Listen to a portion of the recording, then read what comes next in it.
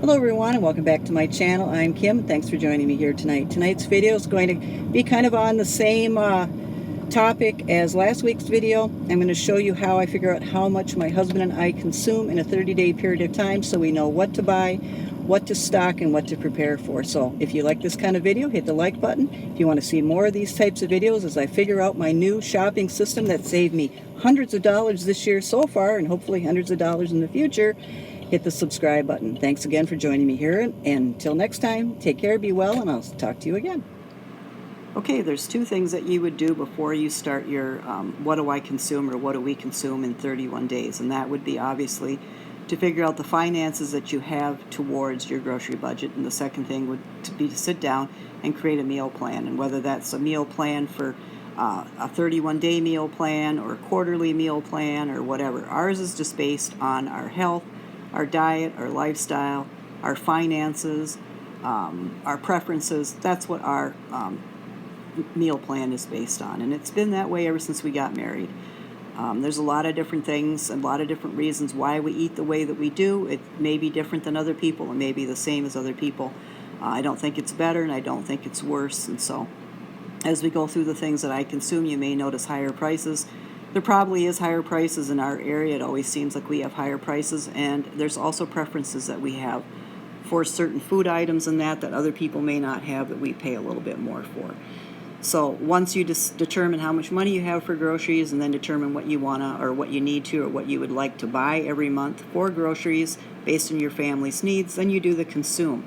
What do I consume? Well, what do my husband and I consume? We consume 2 gallons of milk a month, 60 ounces of orange juice, a pound of butter, 18 count of eggs. We go through 6 great value vanilla yogurts, a bag of shredded cheese, 16 slices of cheese for toasted cheese sandwiches, 4 loaves of bread, a container of meat. He just goes through 8 slices a week. So in a month he goes through the whole container, and I bring it home, break it up into 4 different packages, put 3 packages in the freezer, 1 out, and then every week I just pull 1 out of the freezer, and that's his. I take 2 slices, and every day I make a salami sandwich or a Braunschweiger sandwich. Always look for sales on oranges, generally can find them. Sales on apples, generally can find them. 16 ounces of lettuce, 2 or a red cabbage and a green cabbage, 2 eggplants. We go through 3 pounds of carrots, 6 Roma tomatoes, 16 bananas, 4 medium-sized zucchinis. My husband always buys pizzas, 3 for $9.99. We always get some ice cream year-round, 2 for $6. Whatever brand is on special, there usually is at least one, and it's never more than $6. I go through a box of Rice Krispies, and my husband goes through a box of Raisin Bran. And then we have to add into our grocery budget the money portioned out for meat, because I buy $150 to $200 worth of meat. With one of our monthly budgets, I just focus all of our budget, all of our money budget. I make sure that we're okay in our household, and then I take the grocery money, if I can, and I go out and buy $200 worth of meat. And I did this this past year. Bought the ground beef, bought some bacon, breakfast sausages, bratwurst, and chicken. I will try to put the attach the video to this video. I think I started with an empty freezer, and then I filled it up with meat, and we have meat until the end of the year. So the portion of money that I assign to that monthly grocery budget is $57.92 then, because the money came out of a grocery budget, and now I have to assign it to our monthly budget just to be fair. So $57.92. Extra veg from a local farmer. We do go and pick up extra vegetables and stuff like that here and there, so it's generally $15. And miscellaneous household, you never know what that is. Kitty might need something, my husband might need something for work, I might need something. So it usually falls within about $25, giving us $223.94 would be our average 31-day spend in a grocery store. So prices do fluctuate. Any of these prices have gone up and they've come down. I did compare prices between Aldi and the local grocery store and Walmart, so I'm able to do that. I'm able to do that from home, just on apps, just on the internet, just on a web or a Google search. I'm able to see what their flyers are and see what the best prices are, and if I wanted to, I could get all of it delivered to my front door. So I'm able to save money on groceries that way. We buy all of our paper products and all of our toiletry items and any clothes we need, and that at the beginning of the year. We usually get a little bit of a tax return back, and so we go out and we buy products that last the whole year, or if not the whole year, 6 months. Like I said, I buy meat anywhere from 3 months to 6 months, and longer if I can. We have a freezer that we can fill up if we have the money and the ability to do so.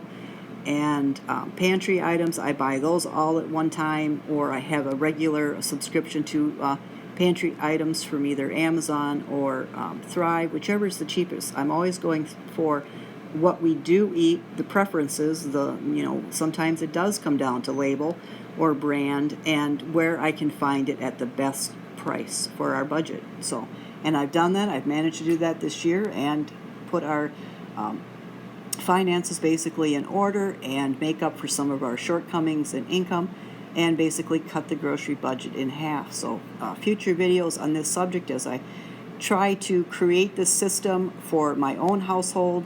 I would like to save on groceries up to 4 times a year, where 4 months out of the year there's no grocery shopping whatsoever, and I'm not depleting the freezer or our pantry or refrigerator. So it's a system that's still a work in progress, but this is the 3rd step. I will make some additional videos in the future in that. If you like this kind of video and you want to stick with me and see how I'm managing to cut our grocery budget in half, hit the subscribe button. Otherwise, thank you for joining me here. I appreciate you taking the time out of your busy life to watch my video. Thank you, and the rest of the video will be some meals that I've made recently and a garden update. So thanks again. Tonight's meal is spaghetti and meat sauce with garlic toast for my husband, and I'll be having spaghetti with spaghetti sauce, and then I'm going to do up this, I don't know what I call these. All of a sudden my mind's gone blank, but I take these in a saucepan, a fry pan with some olive oil and get them nice and crusty, and then I put the tomatoes and basil. So I will be doing that also as a side dish, and then whatever's left over we'll eat tomorrow night.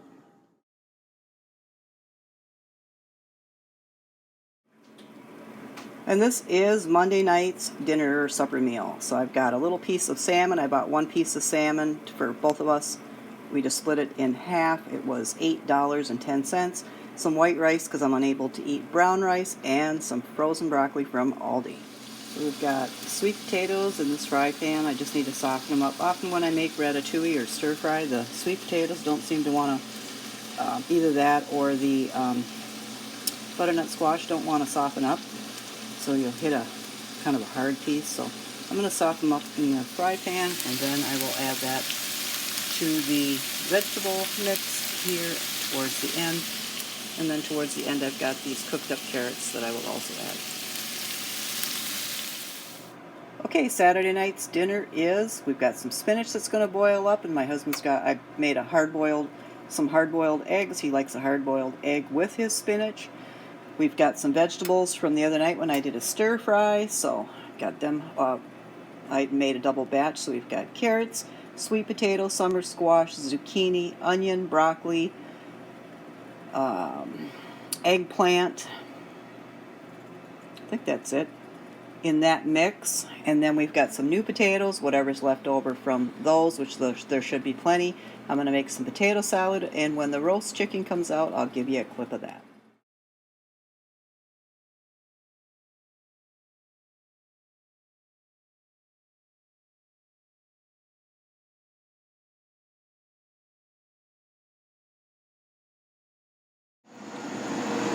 Okay, it rained today, so everything is plenty wet. Here we've got a rose. This rose has bloomed all summer long. We have the mandevilla down there blooming, and the fig tree is doing great. My hydrangea is growing new leaves. There we have the oregano. We got our water, hummingbird station. There's the new Guinea impatient still happy. We have another rose that's bloomed and it's pretty much done. We have some ivy that I'm going to replant and bring in the house in the fall. It's beautiful ivy. There's the bee balm that I'm going to replant today. We have the tomato plant that I saved. I've already got 8 large slicing tomatoes off of it. Here's the 2 that are potted together. got over 40 cherry tomatoes from it. Massive strawberry plant that I've had dozens and dozens of strawberries from. Here, this branch broke where it's leaning, so I'm going to have to fix that. We got rosemary. We've got a zucchini plant that's putting off lots of flowers, but none of them are female.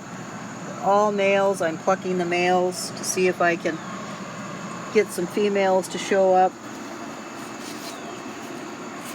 Just dozens of flowers. Big rosemary plant. There's some lemon thyme. Got my eggplant doing fabulous. He was a plant that I rescued. More rosemary. Here's my columbine that was dead and I cut it back and it's coming back. More tomatoes. I think I've had like 50 or 60 tomatoes in total. There's my